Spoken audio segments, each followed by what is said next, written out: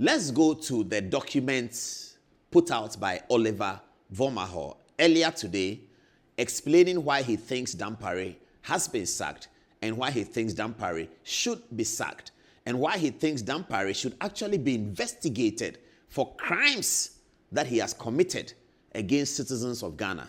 See the letter. Okay, so it says, Dampare's undoing were 4 things. 1, the way he oversaw the brutal treatment of Democracy Hub protesters from Occupy Julobi House to Stop Galamsey protests. This includes the way he set his sights on me, Oliver referring to himself, doing almost everything in his power to use the police force against me and other conveners. I believe in that. He was extremely used by the former regime. He was their lapdog and he delivered. No, Oliver, there you are wrong. Dampare was not used by the former regime. How many times did Nana Akufo-Addo not advise Dampare that stop this picture and do the work? How many times? How many times did interior ministers not call Dampare and say, listen, you have to focus on the work, and he gets angry?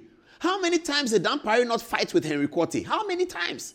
How many times was there not argument at national security meetings with the president chairing about Dampare's public conduct? How many times?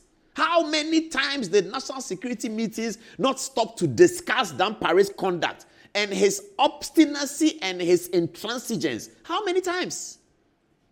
How many? Oliver, Dampare was not a lapdog for the former regime. But let's move on. Oliver continues, point 2. He says, the way Dampare empowered some criminal elements within the police PID. Those Dampare's people, that's what they were called. PID. Dampare came and set up another police for himself. And it's called PID. Oliver here is alleging that the way in which Dampare empowered these criminal elements within the PID, who committed crimes and had absolutely zero regard for due process, human life, or justice. They committed crimes that even Duterte, who is before the Hague for crimes against humanity, will be shy to imagine.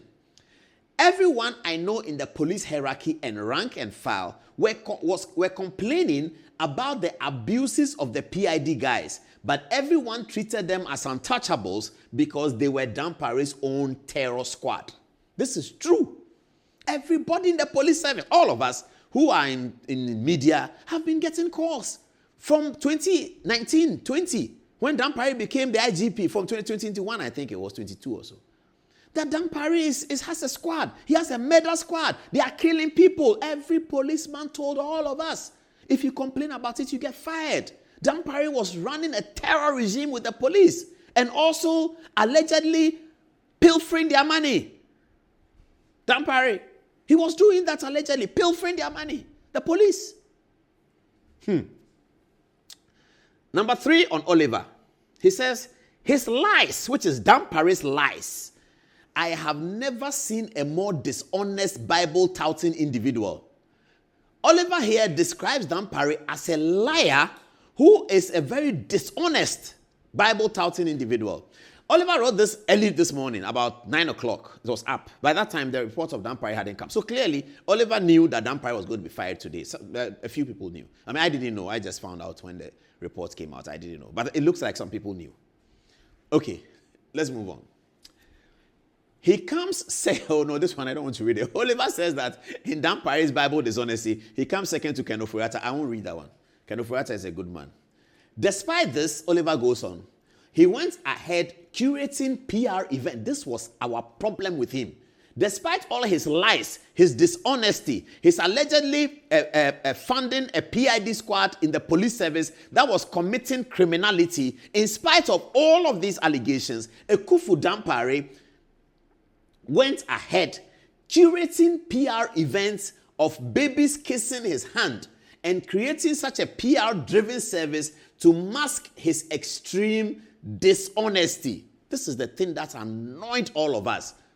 That Dampare's alleged dishonesty was being covered up by his PR gimmicks. How can an IGP say a camera should follow me that I'm going to buy cocoa in Katie? How low can you get? How bizarre can you get as an IGP? Inspector General of Police, go and sit in Parliament and is crying. How bizarre can you get? and you are the same person who is alleged to be funding criminal elements in the police, shooting and killing people, we are going to investigate all that. He will never get away with it. We'll teach him that this is a republic. It has rules, it has court of appeal, it has high court, and it has systems that work. So that anything that Dampare may have done that is illegal, that is criminal, is going to come to the fore. They are preparing the video. You will see the jubilation of the police. Today is truly the Police Independence Day. Now, number 4. Oliver says, Dampare's total disregard for other senior police hierarchy. He had his own clique and camp. Those he liked, he kept close. Those he didn't like, he felt it's apart. He was petty, vindictive, and just an extremely insecure man. Wow! Oliver couldn't have put it better. Dampare, petty, vindictive, and extremely insecure. He lacks confidence of himself, a police officer. He's always looking for how to gain something. You go and call small children that you are engaging with them, and that the camera should film it and put it out, that Dampare is engaging with small children. If somebody alleges that you're a pedophile, will you be happy? IGP, you are engaging with small children. So that they film it and you show that you can come to the level of children, so you should be IGP. Today you have been sacked. He was petty, vindictive, and just an extremely insecure man. I say good riddance.